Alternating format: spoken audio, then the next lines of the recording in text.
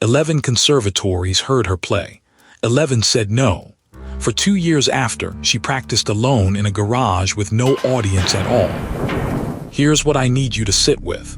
Somewhere in this story is the reason we get talent completely wrong. The reason the man who rejected her would one day watch her win and never know he was watching his own mistake.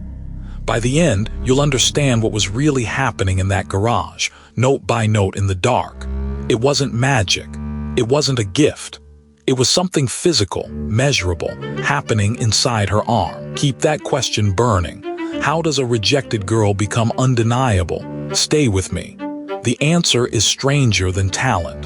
Her name was Mira, early 20s, dark hair pulled back in a loose bun, olive skin, a worn gray cardigan she practiced in every day. She read the 11th letter twice, then set it on the pile with the others. No tears. She'd run out of those around letter 7. Outside, the afternoon sun hammered down white and merciless, dust drifting through the window like slow snow. She looked at her hands, fingertips already hardening into calluses, and made a decision the schools would never see. She picked up the violin. She walked to the garage. I never owned a metronome, her mother told me later. Anna, 60-something, silver hair coiled tight, glasses, a wooden spoon in her fist like a conductor's baton. A machine keeps time, it doesn't keep faith. Every evening, Anna sat on an overturned crate in that washed-out garage and tapped the spoon against her knee, steady, patient, human. Tap, tap, tap. She'd miss the passage and I'd start again. No scolding, just the count. A retired teacher who'd lost her classroom. Keeping time for a daughter the whole world had graded and failed. 2 years away, in a paneled hall that smelled of rosin and old varnish, a judge scanned the international entry list. Gray beard, dark suit, reading glasses low on his nose, a man who'd rejected 1,000 hopefuls and forgotten everyone. His eyes slid past a name near the bottom. Mira. It meant nothing to him. He didn't remember the audition room years back, the nervous girl he'd waved out after 90 seconds.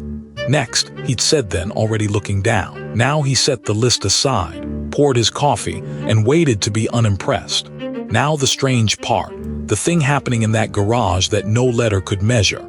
Every time Mira repeated a passage, her body wrapped a thin layer of insulation, called myelin, around the exact nerve pathway firing that movement. Rep after rep, that sheath thickened, and the signal traveled faster, cleaner, until the motion fired quicker than conscious thought. Practice isn't a metaphor, it's electrical. She wasn't learning the music in her head. She was physically insulating a wire in her arm, one repetition at a time, in a room nobody walked into. Talent has a mechanism. Pause for a second. Think about the last skill you quit because you weren't naturally good at it. 3 weeks in, no myelin yet, the wire still bare and slow, so it felt clumsy, and you called it a lack of talent and walked away. Mira felt exactly that clumsiness. The difference wasn't her gift. It was that she stayed long enough for the biology to catch up. That thing you're grinding at right now that feels hopeless. You're not talentless. You're early. The insulation just hasn't formed yet. Keep that in your chest. There was one passage. 4 bars, a shift in the second movement that had to arrive like breathing, not like a decision. For 8 months it fought her. Every attempt felt deliberate, a half-second late, the seam between thought and motion still visible. In the bleached garage light she played it, sweat darkening the gray cardigan, dust hanging in the harsh sun through the window. Anna tapped the spoon. Mira missed the shift. Anna tapped again. 4 bars, that's all. 4 bars standing between a rejected girl and something the world couldn't ignore. Then came the night it nearly ended. 11 months alone, savings gone, friends drifted off. A steady teaching job sitting open with her name half-written on it. Mira sat on the concrete floor, violin across her knees, and cried the kind of tears that ask a single question. What if the schools were right? What if there's no gift here to find? The garage was silent. No spoon, no count. Just the white glare of a bare bulb and the smell of dust and rosin. She had every reason on earth to stop. Every single one. The night she wanted to quit, I didn't argue, Anna said. I just picked up the spoon. Tap, tap, tap, and she played badly, then less badly. Anna leaned close, glasses catching the harsh light. A few weeks after that came the evening I'll never forget. She played those 4 bars and my hand stopped. On its own, it just stopped counting. Her voice caught. She didn't need me anymore. The music wasn't in her head now, it was in her arm. The retired teacher had kept time, until time kept itself. That was the turn, the day her mother's spoon fell silent because the passage had stopped being a memory and become a reflex. But understand what it cost. 2 years of her 20s spent in a garage while everyone else built visible lives, jobs, cities, weddings, followings. She traded every proof that she was doing something for the one thing that can't be seen from outside. Insulated repetition, forming in the dark. No highlight reel, no applause, just a wire, quietly finishing itself. She chose the invisible work. The world only rewards it much, much later. The competition hall. Chandeliers, a hush, the judge with his coffee going cold. Mira walked out, gray cardigan traded for a plain black dress, dark hair still in that loose bun, fingertips hard as bone. She lifted the violin. Then the second movement came and the 4 bars arrived. Not as memory, not as effort, as reflex, faster than her own conscious thought, exactly the way breathing arrives. The signal fired down 2 years of insulated nerve and out through the strings. In the front row, the judge slowly set down his cup. He leaned forward.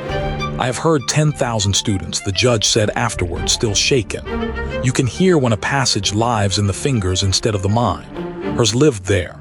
It was reflex. It was inevitable. He never placed her face. Never connected the undeniable young woman on that stage to the nervous girl he'd waved out in 90 seconds years before. He was watching the exact payoff of 2 years he never saw, the interest on a rejection he'd forgotten signing. And he had no idea. He simply wrote the highest mark on his sheet. She won. Not on a tie, not on sympathy, outright first place, the top prize of an international competition, decided by the very kind of man who'd once shown her the door. The hall stood. The applause she'd gone 2 years without finally came, all at once, thunderous. And Mira didn't grin or weep.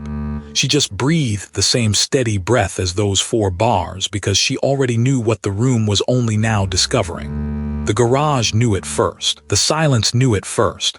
The applause was just the world catching up to old news. So here's the truth the 11 letters missed. Talent is nothing but repetition, insulated in the dark long enough to look effortless in the light. What looks like a gift on the stage is just invisible reps nobody clapped for. If you're grinding on something right now with no audience, no applause, no proof, you're not behind. You're insulating the wire. If that hit you, subscribe. This channel is for people who do the unseen work, and I want you here. Now let me tell you exactly who this story was for. This was for you if you're doing the work nobody sees, the early mornings, the empty room, the skill that still feels clumsy in your hands. The world will grade you on the day of the performance and assume the gift arrived that morning. It didn't. It formed in the dark, one boring rep at a time, while everyone else called you a dreamer. So the next time it feels pointless at rep 500 with no one watching, remember Mira's garage. The insulation is forming. You just can't hear it yet. Keep counting. Remember the numbers from the start. 11 letters, 2 years, 4 bars. The schools counted the rejections. She counted the reps. Only one of those numbers ended up mattering. So when your work looks like silence, trust the wire in the dark. That's the whole story, and it's the one I needed the winter I almost quit. If you're grinding through something nobody sees, this one was for you. I'm Cole. Subscribe, a new story like this every evening.